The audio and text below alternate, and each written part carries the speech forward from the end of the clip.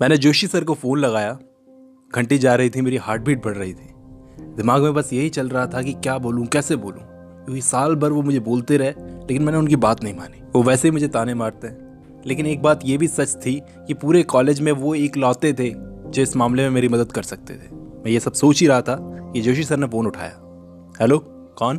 सामने से आवाज़ आई, सर मैं आपका स्टूडेंट कबीर कुरैशी। मैंने रोती सी आवाज़ में बोला, सॉरी मैंने नहीं पहचाना। इस वक्त क्यों फ़ोन किया तुमने? अब मेरा नाम इतना तो कॉमन नहीं था कि मुझे ना पहचाने। फिर भी मैंने डरते हुए सबसे पहले उनको अपनी प्रॉब्लम बताई। सर अभी सेकंड ईयर इंग्लिश लिटरेचर का रिजल्ट आया। सर इंग्लिश और पॉलिटिकल साइंस दोनों मिला करके सिर्फ 15 नंबर से मुझे फेल कर दिया सर। मेरा पूरा साल बर्बाद हो जाएगा सर। कोई बोलते बोलते मेरा गला भर आया। पूरी बात बोलते बोलते मैंने कहा, सर कुछ हो सकता है क्या? क्योंकि सिर्फ इतना बोलने से पहले ही उन्होंने मेरी बात काटते हुए कहा, अरे तो तुमने इस बात के लिए मुझे क्यों फ़ोन किया है? जाकर यूनिवर्सिटी से पता करो, इसमें मैं कुछ नहीं कर सकता। साल भर तुमने पढ़ाई नहीं की और अब मुझसे भीख मांग रहे हो। भीख मांगने का इतना शौक है तो जाके यूनिवर्सिटी से मांगो, मेरे पास कुछ नहीं मिलेगा, मेरा समय बर्बाद मत करो, कहकर उन्होंने फ़ोन काट दिया। सच कहता हूँ, इस तरह के जवाब की मुझे एक टीचर से उम्मीद नहीं थी। आज जब पलट कर देखता हूँ तो उस पल को महसूस करता हूँ जितना दुख मुझे फेल होने का नहीं हुआ था, उससे कई ज़्यादा दुख मुझे जोशी सर के इस जवाब को सुनकर हुआ था। मुझे उस वक्त समझ नहीं आ रहा था मैं क्या करूं। वहीं पर थोड़ी देर तक बैठा रहा। जमीन पर छोटी छोटी चींटियां गेहूं के दाने उठाकर मेहनत करते हुए ले जा रही थी। उनको देखते देखते मेरी आंखों में आंसू आ गए। कुछ देर शांति से बैठा रहा, सोचता रहा कि अब क्या करूं। चारों तरफ बदनामी हो जाएगी, लोग अब्बा को सुनाएंगे कि बेटे से बीए तो हुआ नहीं और कलेक्टर बनने की सलाह लेते फिरते जमाने से। इस तरह की थिंकिंग आती है। लोग बोलेंगे कि होटल पर बैठा हो, होटल संभालने लाया क्या आपका लड़का? ये सब बातें गूंजती हुई मेरे दिमाग में चल रही थी। उस वक्त घर पर कोई नहीं था। मैं उठा और नंगे पांव चल दिया सड़क पर रोता हुआ अब्बा के पास। अब सड़क पर इस तरह से एक 23-24 साल का लड़का रोता हुआ नंगे पांव आ रहा है। हर कोई देखता है अजीब नजरों से। उन सबको देखकर लग रहा था ऐसा कि हर कोई मेरा मजाक बना रहा है। वैसे ये कोई बड़ी बात नहीं थी, छोटी सी बात थी, लेकिन उस वक्त की सिचुएशन ने, उस वक्त के माहौल ने इसको बड़ा बना दिया था। पैदल पैदल मैं पहुंचा। अब्बा बैठे अपने दोस्तों से बात कर रहे थे। मुझे बिना चप्पलों के इस तरह रोता हुआ देखकर वो फटाफट उठकर आए। वो घबरा गए थे, मेरे पास वाली टेबल पर आकर बैठ गए और मेरे चारों तरफ भीड़ जमा हो गई। इस तरह का माहौल देखकर और ज्यादा रोना आ रहा था। मैं रोता रहा।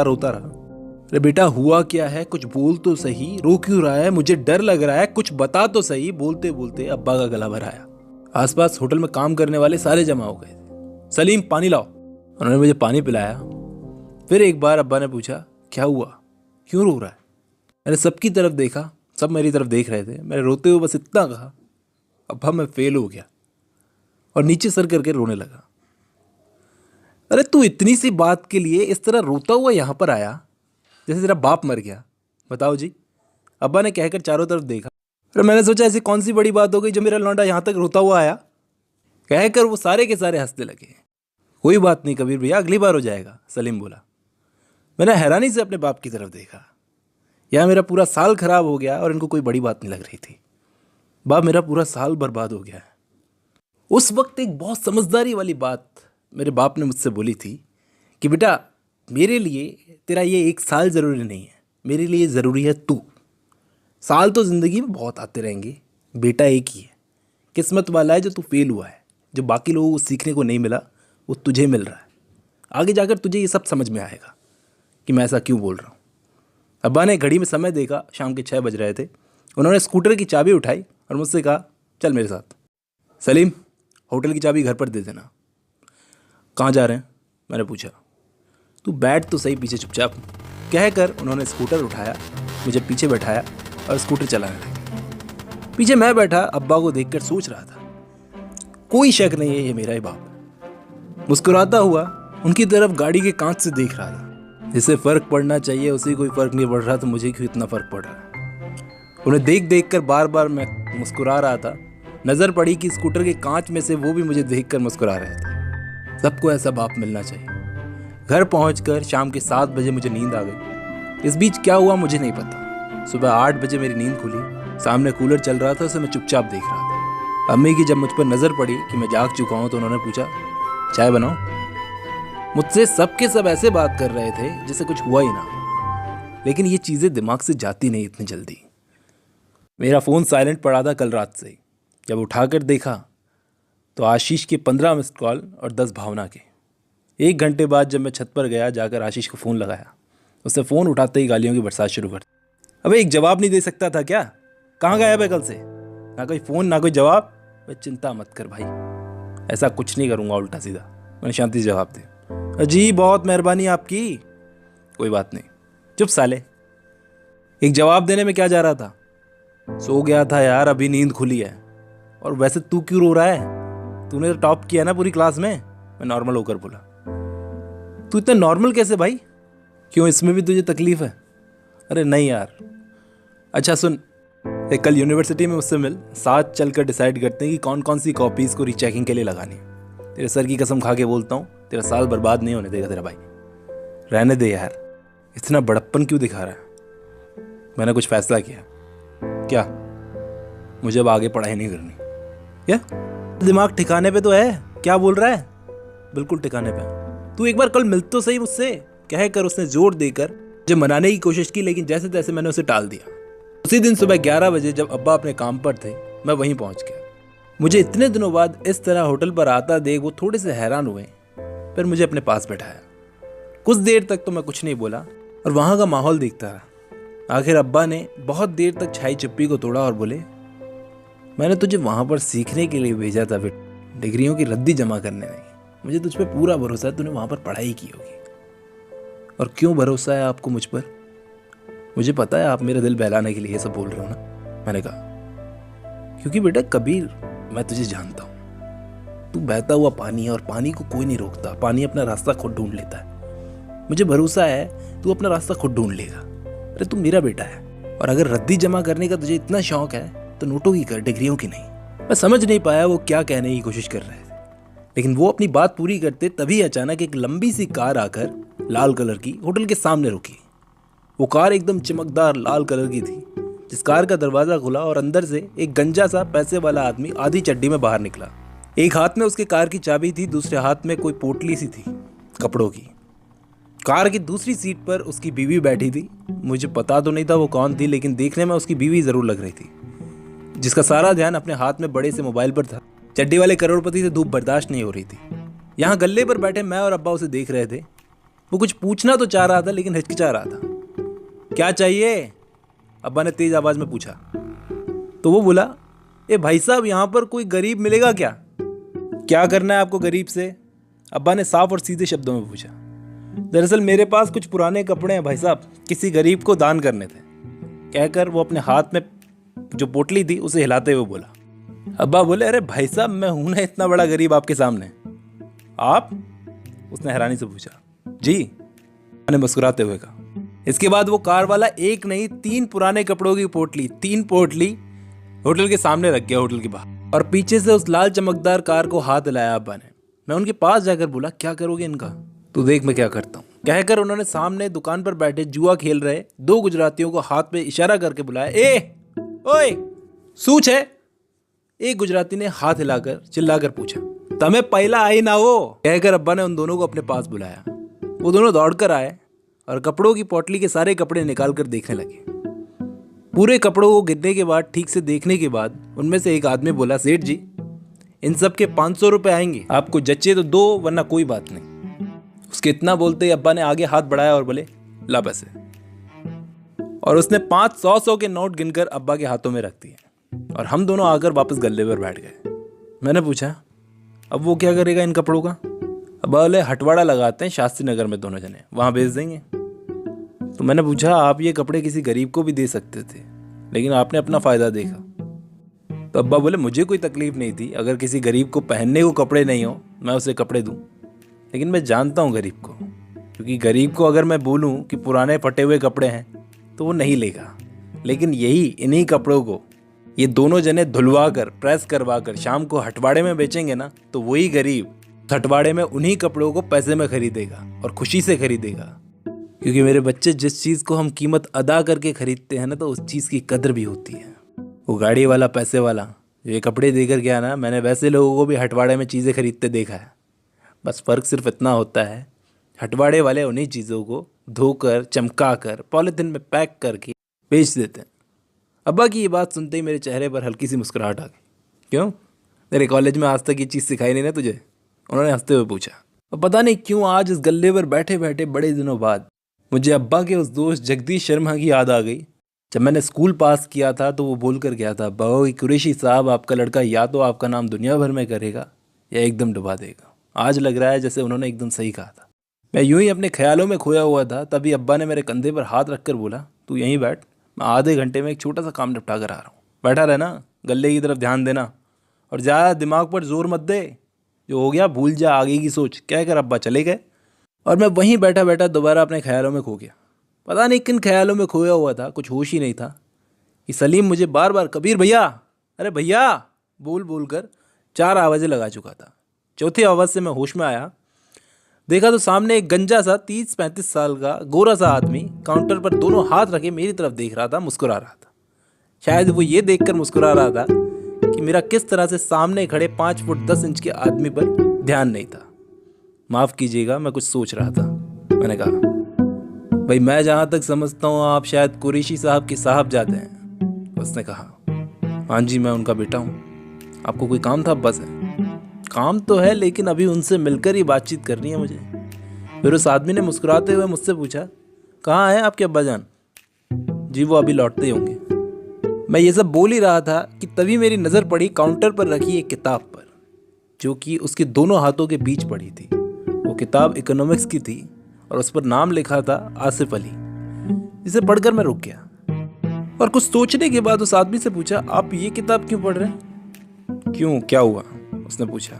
अब उसके चेहरे पर हंसी गायब सी हो गई थी। मैंने बोला, मैंने पढ़ी है ये किताब, मेरे एक दोस्त ने इकोनॉमिक्स की क्लास में ली थी, इसलिए पूछ रहा हूँ। उसने पूछा कि अच्छा तो आप भी इकोनॉमिक्स से हैं? मैं तबाक से बोला, नहीं जी, मैंने तो ऐसे मज़े मज़े में पढ़ी थी।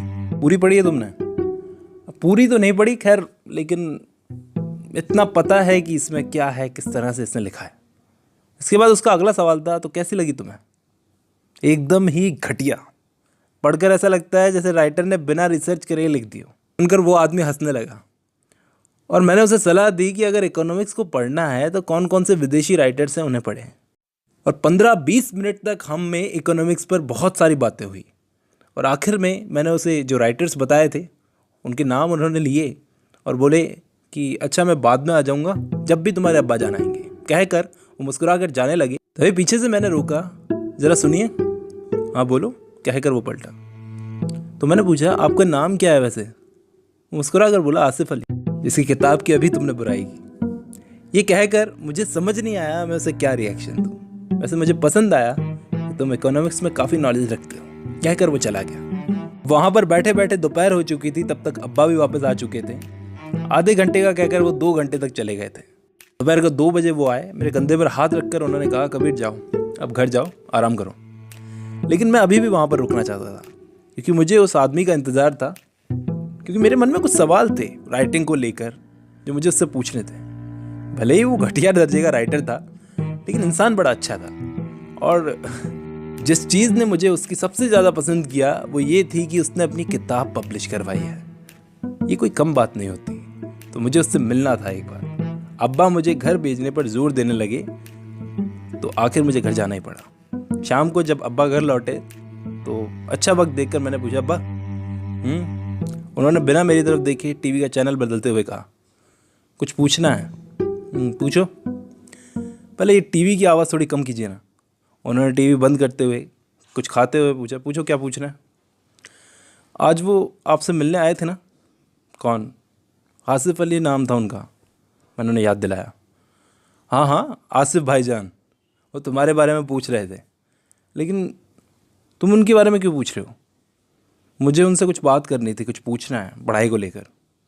अच्छा ऐसी बात है, कहकर उन्होंने अपना मोबाइल उठाया और आसिफ अली को तुरंत फ़ोन लगाया। उनसे पूछा, कैसे हैं, कहाँ हैं, और फिर की काम की बात। जनाब, हमारे साहबजादे आपसे मिलकर बैठकर बात करना चाहते हैं। हाँ तो उन्हें भेज दो घर पर ही। संडे को सुबह 10 बजे मैं फ्री रहूँगा, भेज दीजिए। इसके बाद अब्बा ने मुझे आसिफ अली के घर का पता दे दिया और संडे था 2 दिन बाद। मैं इंतज़ार करने लगा 2 दिन गुजरने का। शनिवार की रात 2 बजे तक मुझे नींद नहीं आई। मैं सोचता रहा कि क्या पूछूंगा, कैसे पूछूंगा, वो क्या सोचेंगे। एक तरफ तो मैंने उनकी किताब की बुराई की, दूसरी तरफ उनसे राइटिंग की सलाह लेने आया हूँ। ऐसे सोचते सोचते कब नींद आ गई मुझे पता ही नहीं चला। और सुबह उठकर अगले दिन सुबह संडे के दिन एग्जैक्टली 9:50 पर मैं रास्ता पूछता पूछता आसिफ अली के घर के बाहर आकर खड़ा हो गया। जब मैंने देखा कि वो घर इतना बड़ा था, मैं हैरान रह गया कि एक घटिया राइटर का इतना बड़ा घर कैसे हो सकता है। जैसे ही मैंने अपने मोबाइल की घड़ी में सुबह के 10 बजाए, मैंने गेट के पास लगी घंटी को दबाया, जिसकी आवाज़ सुनते ही एक कुत्ते के भौंकने की आवाज़ आई। मैं एकदम से पीछे हट गया क्योंकि कुत्तों से मुझे शुरू से बड़ा डर लगता है। तभी उस घंटी के पास एक छोटा सा काला माइक लगा हुआ था, जिसमें से आवाज़ आई, डरो मत, वो कुत्ता बंधा हुआ है। तुम साइज में इतने बड़े हो कि कुत्ते के मुंह में नहीं समाओगे, और उसका मुंह इतना छोटा है कि तुम्हें खा नहीं सकता। गेट खुला है, अंदर चले आओ। मैंने गेट खोला, अंदर दाखिल हुआ। पास ही में एक छोटा सा बगीचा था जहाँ 4 कुर्सियाँ लगी हुई थी, जिनमें से एक कुर्सी पर जाकर मैं बैठ गया। कुछ देर तक यहाँ वहाँ की चीज़ें देखता रहा, तभी अचानक मेरे कंधे पर किसी ने हाथ रखा और वो सामने वाली कुर्सी पर आकर बैठ गए। ये आसिफ अली थे। तो बताओ कबीर कुरैशी, कैसे आना हुआ इस घटिया राइटर के पास में? कहकर वो जरा सा मुस्कुराए और न्यूज़पेपर को अपने हाथ में उठा लिया। लगता है आप शायद नाराज़ हैं अभी तक मेरी बात से। अरे नहीं तो, मैं तुमसे नाराज़ क्यों होने लगा? क्योंकि मैंने आपकी किताब की बुराई की इसलिए। तुमने बुराई नहीं की बच्चे, बल्कि तुमने तो मुझे पढ़कर बताया कि तुम्हें कैसा लगा, और उससे मुझे पता चला कि मुझे अभी भी सुधार की ज़रूरत है। जी बहुत सुधार की ज़रूरत है, मैंने कहा, और ये सुनकर वो ज़ोर ज़ोर से हंसने लगे और 2 चाय मंगवाई। अपनी एक टांग पर दूसरी टांग चढ़ाकर उन्होंने मुझसे पूछा, तो बताओ कैसे आना हुआ? थोड़ा सा हिचकिचाया और बोला, जी मुझे समझ नहीं आ रहा मैं कैसे बोलूँ। मैं तुम्हें शर्माने की ज़रूरत नहीं है, देखने में तुम एक समझदार लड़के लगते हो। मुझे उम्मीद है तुम कुछ ऊट-पटांग तो बोलोगे नहीं। कहकर वो फिर से हंसने लगे। उनकी इस बात ने मेरा डर और बढ़ा दिया। मेरे हाथों में मेरी आधी अधूरी लिखी हुई किताब की मैन्युस्क्रिप्ट थी, जिसे मैं दोनों हाथों से जकड़े मरोड़े जा रहा था। भाई तुम्हें शर्माने की जरूरत नहीं है, जो भी पूछना है बेधड़क पूछो। मैं हिम्मत करके बोला, ये किताब वगैरह छपवाने के लिए कितनी क्वालिफिकेशन चाहिए होती है? तो मैं किताब छपवानी है, उन्होंने पूछा। मैं तो जानकारी के लिए पूछ रहा था। कौन से सब्जेक्ट की किताब? जी सब्जेक्ट की नहीं है, वैसे इंग्लिश में एक नोवेल लिखने की कोशिश कर रहा हूँ। तो बेटा नोवेल छपवाने के लिए कोई क्वालिफिकेशन नहीं मांगता तुम्हारी।